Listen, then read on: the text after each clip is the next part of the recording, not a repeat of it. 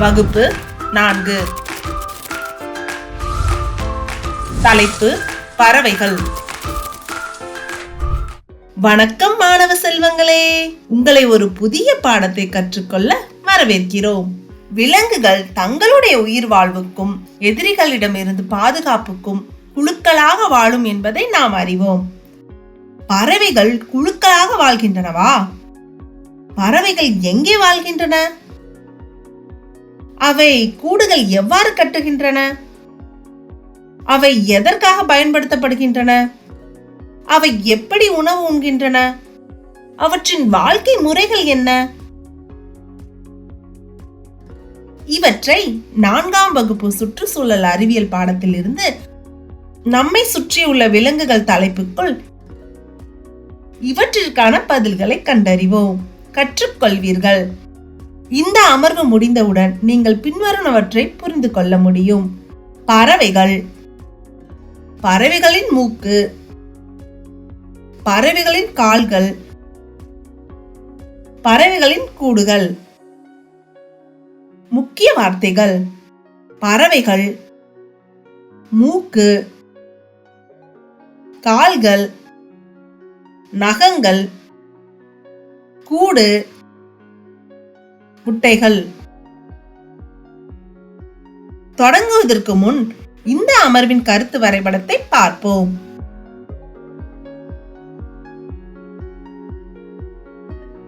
முந்தைய அமர்வில் சரத் மற்றும் அவரது நண்பர்கள் விலங்குகள் மற்றும் பூச்சிகளின் குழு குணங்கள் மற்றும் அவற்றின் குடியிருப்புகள் பற்றி அவர்களது ஆசிரியரிடம் இருந்து எப்படி கற்றுக்கொண்டார்கள் என்பதை நாம் பார்த்தோம்.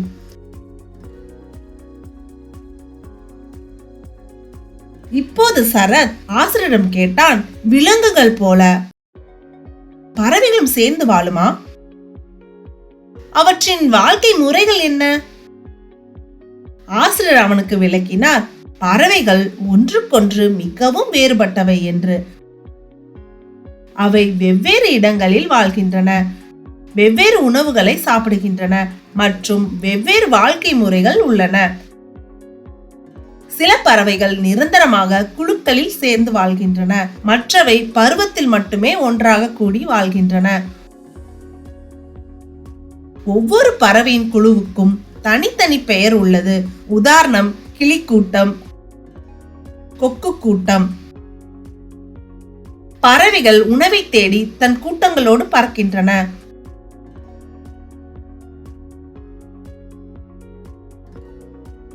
உயரமான இடத்தில் இருந்தும் அவற்றால் பயிர்களை காண முடியும் மற்றும் உணவுக்காக நிற்கின்றன. உணவு மற்றும் தங்குமிடம் தேடி ஆயிரக்கணக்கான கிலோமீட்டர்கள் தூரம் பயணம் செய்யலாம்.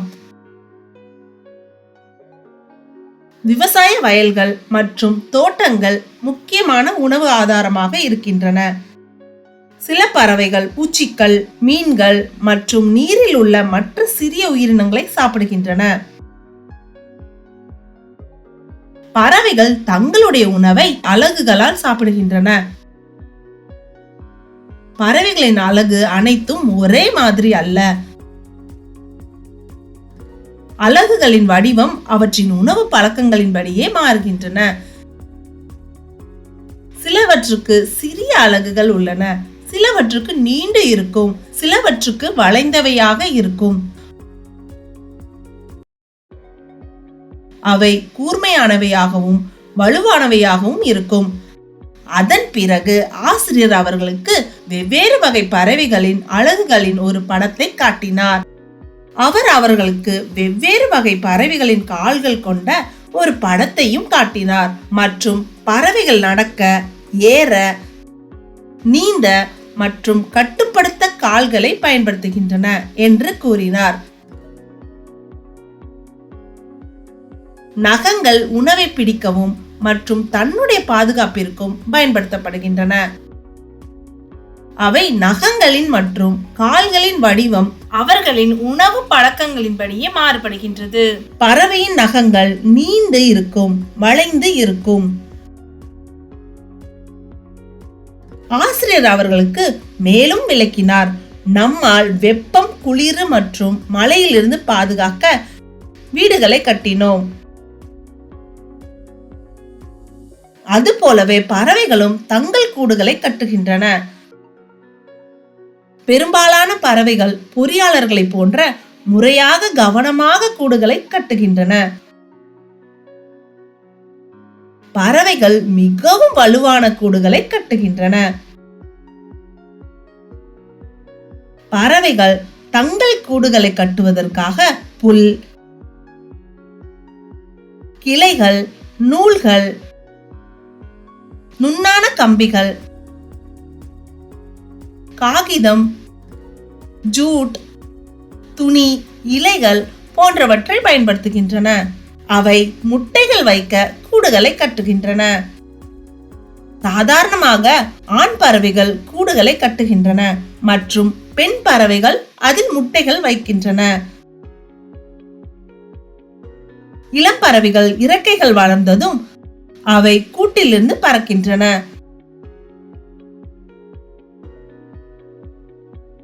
பிறகு அவர்கள் புதிய கூடு கட்டி அதில் முட்டைகள் வைக்கின்றன. அவை தொடர்ந்து கூடுகளை நெறிப்படுத்தி கட்டுகின்றன. பறவைகள் வேறுபட்டவை, அவற்றின் கூடுகளும் அது போலவே வேறுபட்டவை. ஒரு காக்கா கிளைகள் மற்றும் உலர்ந்த இலைகளுடன் தனது கூட்டை கட்டுகிறது.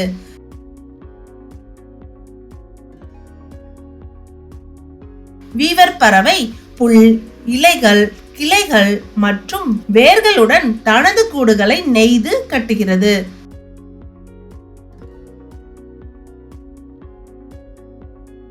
தையல் பறவை இலைகளை ஒன்றிணைத்து கூடு கட்டுகிறது. ஒரு கழுகு பெரிய கிளைகள், புல் அல்லது செடியின் குச்சிகளை கற்களால் ஆன மலை சுரங்கங்களிலோ அல்லது உயரமான மரங்களின் மீது கூடு கட்டுகிறது. எல்லா பறவை இனங்களும் கூடு கட்டுவதில்லை.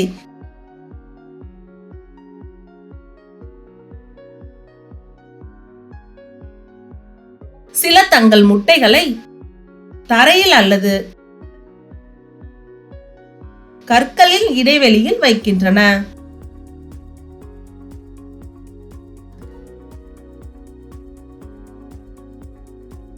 முக்கிய குறிப்புகள்: 1. பறவைகள் ஒன்றுக்கொன்று மிகவும் வேறுபட்டவை. அவை வெவ்வேறு இடங்களில் வாழ்கின்றன, வெவ்வேறு உணவுகளை சாப்பிடுகின்றன மற்றும் வெவ்வேறு வாழ்க்கை முறைகள் உள்ளன. 2. உயரமான இடத்திலிருந்தும் பறவைகள் பயிர்களை காணலாம் மற்றும் உணவுக்காக நிற்கின்றன. 3. பறவைகள் உணவு மற்றும் தங்குமிடம் தேடி ஆயிரக்கணக்கான கிலோமீட்டர்கள் பயணம் செய்யும். 4. வெவ்வேறு பறவைகளுக்கும் வெவ்வேறு அலகுகள் மற்றும் நகங்கள் உள்ளன. 5. பறவைகள் தங்களுடைய விலங்குகளை பிடிக்க அலகுகள் மற்றும் நகங்களை பயன்படுத்துகின்றன. 6.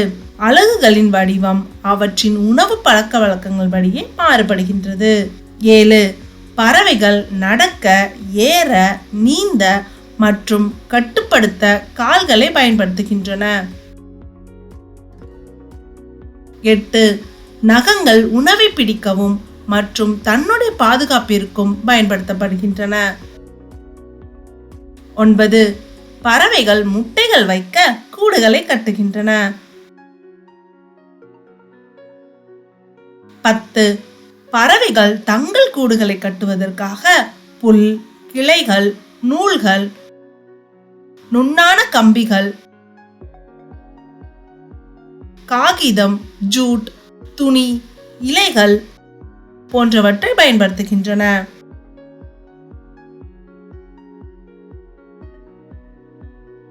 மாணவர் அறிவு மதிப்பீடு. பின்வருவனவற்றிற்கு பதில் சொல்லுங்கள். கேள்வி 1. ஒரு கிளி பறவைகளின் குழுவை டேஷ் என்று அழைக்கப்படுகிறது. கேள்வி 2. பறவைகள் கூடுகள் ஏன் கட்டுகின்றன? கேள்வி 3. பறவைகள் கூடு கட்ட என்ன பயன்படுத்துகின்றன? கேள்வி 4. பறவைகள் என்ன சாப்பிடுகின்றன? கேள்வி 5. அலகுகளின் வடிவம் அவற்றின் டேஷ் பொறுத்து உள்ளது. கேள்வி 6. பறவைகள் dash comma dash comma dash மற்றும் டேஷ் கால்களை பயன்படுத்துகின்றன. கேள்வி 7. டேஷ் உணவை பிடிக்கவும் மற்றும் தன்னுடைய பாதுகாப்பிற்கும் பயன்படுத்தப்படுகின்றன. கேள்வி 8. தையல் பறவை தனது கூடு எவ்வாறு கட்டுகிறது? கேள்வி 9. பறவைகள் மற்றும் விலங்குகளின் வாழ்க்கை முறைகளில் 2 ஒற்றுமைகளையும் 2 வேறுபாடுகளையும் எழுதுங்கள். செயல்பாடு: வெவ்வேறு பறவைகள் மற்றும் அவற்றின் கூடுகளின் படங்களை சேகரித்து ஒரு ஸ்கிராப் புக் உருவாக்குங்கள்.